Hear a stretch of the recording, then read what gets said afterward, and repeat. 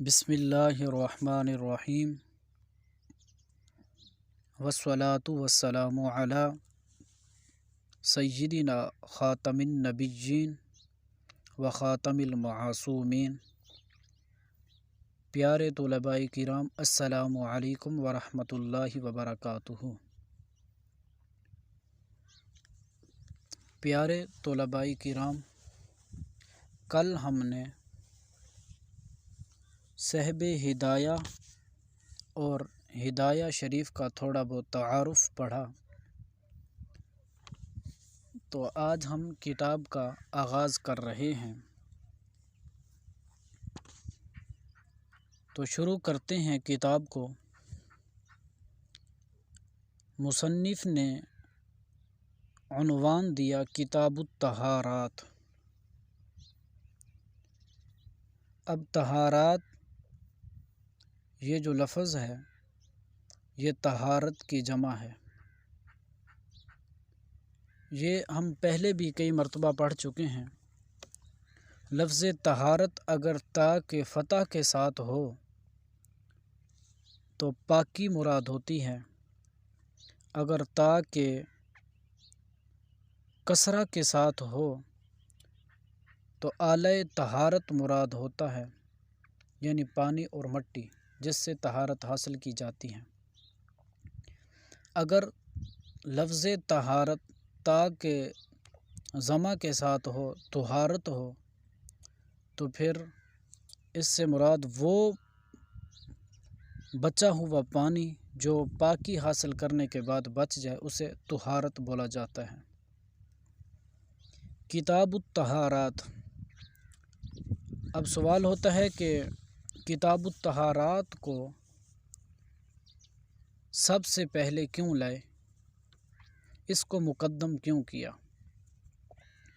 بات یہ ہے کہ عبادات میں جو چیز سب سے زیادہ اہم ہے وہ نماز ہے، چونکہ اللہ تبارک و تعالی نے بھی ایمان کے بعد سب سے زیادہ نماز کو اہمیت دی ہے۔ اللہ رب العزت قرآن مجید میں ارشاد فرماتا ہے، الذین یؤمنون بالغیب ویقیمون الصلاۃ۔ اب دیکھو، ایمان کے بعد بھی تذکرہ نماز کا کیا جا رہا ہے۔ اور دوسری بات یہ ہے کہ حج جو ہے وہ زندگی میں ایک مرتبہ فرض ہے۔ زکوٰۃ جو صاحب نصاب ہو اس پہ سال میں ایک مرتبہ فرض ہے، اور ماہ رمضان کے جو روزے ہیں وہ سال میں ایک ماہ ہیں، لیکن جو نماز ہے، صلاۃ ہے، یہ دن میں 5 مرتبہ فرض ہیں۔ تو اس کی بار بار نماز کی ضرورت پڑتی رہتی ہے، اور نماز کے لیے پھر طہارت پاکی کا ہونا ضروری ہے۔ تو پھر نماز کی وجہ سے جب نماز کی ضرورت دن میں 5 مرتبہ پڑتی ہے تو طہارت پاکی کی ضرورت بھی دن میں 5 مرتبہ پڑتی رہتی ہے۔ وضو کی جو ضرورت ہے وہ بھی پڑتی رہتی ہے۔ تو اس ضرورت کی بنا پر صاحب ہدایہ نے کتاب الطہارات کو پہلے ذکر کیا۔ پھر فقہ کی کتب کے اندر 3 طرح کے الفاظ ذکر کیے جاتے ہیں۔ ایک لفظ ہے کتاب، دوسرا ہے باب، تیسرا لفظ ہے فصل۔ کتاب کہتے ہیں جو کتاب ہوتی ہے اس کے اندر مختلف انواع اور مختلف اقسام کے مسائل کو ذکر کیا جاتا ہے، اور جو باب ہے اس میں ایک قسم کے مسائل کو ذکر کیا جاتا ہے، اور جو فصل ہے اس میں ایک نوع کے مسائل کو ذکر کیا جاتا ہے۔ کتاب الطہارات، یہ خبر ہے مبتدا محذوف کی۔ قال اللہ تعالی، اللہ جل مجدہ کا فرمان عالی شان ہے، یا ایہا الذین آمنو، اے ایمان والو، اذا قمتم الی الصلاۃ، جب تم نماز کی طرف کھڑے ہوتے ہو، نماز کا ارادہ کرتے ہو، فاغسلوا وجوہکم وایدیکم الی المرافق وامسحوا برؤوسکم وارجلکم الی الکعبین، پس اپنے چہروں کو دھو لو اور اپنے ہاتھوں کو کوہنیوں سمیت اور اپنے سر کا مسح کرو اور اپنے پاؤں کو ٹخنوں سمیت دھو لو۔ وفرض الطہارۃ غسل الاعضاء الثلاثۃ ومسح الرأس، یہاں سے صاحب ہدایہ طہارت سے مراد یہاں پہ وضو ہے کہ وضو کے فرائض کو بیان کرتے ہیں۔ فرماتے ہیں کہ وضو کے فرض 4 ہیں۔ غسل الاعضاء الثلاثۃ، یاد رکھیں ایک لفظ ہوتا ہے غسل، ایک ہوتا ہے غسل۔ غسل سے مراد نہانا ہے اور غسل سے مراد دھونا ہوتا ہے۔ تو غسل الاعضاء الثلاثۃ ومسح الرأس، 3 اعضاء کا دھونا ہے اور چوتھا سر کا مسح کرنا ہے۔ بہذا النص، اور یہ نص سے ثابت ہے۔ یا ایہا الذین آمنوا اذا قمتم الی الصلاۃ الی آخرہ، یہ وضو کے جو فرائض ہیں یہ نص قطعی سے ثابت ہیں۔ آگے صاحب ہدایہ غسل کی تعریف کرتے ہیں کہ غسل کسے کہتے ہیں۔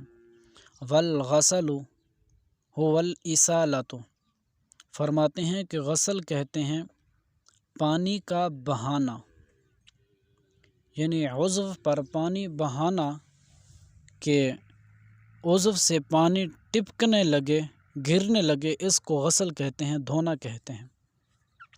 والمسح هو الاصابۃ، اور مسح کہتے ہیں کہ پانی کا پہنچانا، یعنی تر ہاتھ کر کے جس طرح سر پہ پھیرتے ہیں وہاں سے پانی نہ ٹپکے، اسے مسح کہتے ہیں۔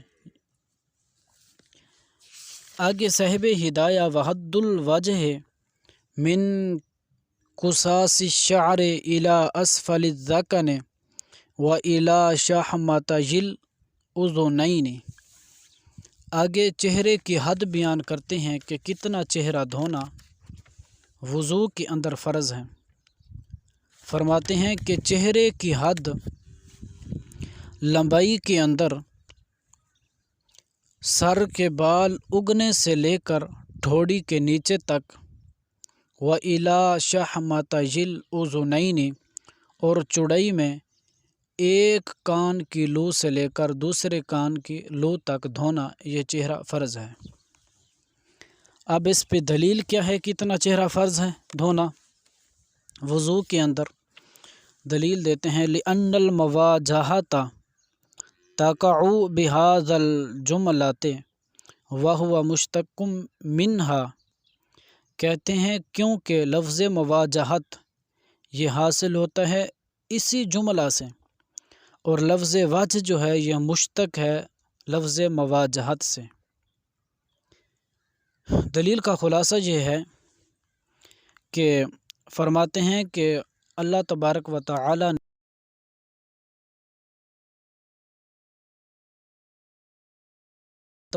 تعالی نے آیت مبارکہ کے اندر فَغَسِلُوا وُجُوهَكُمْ کا حکم دیا ہے۔ وجوہ جمع ہے وجہ کی۔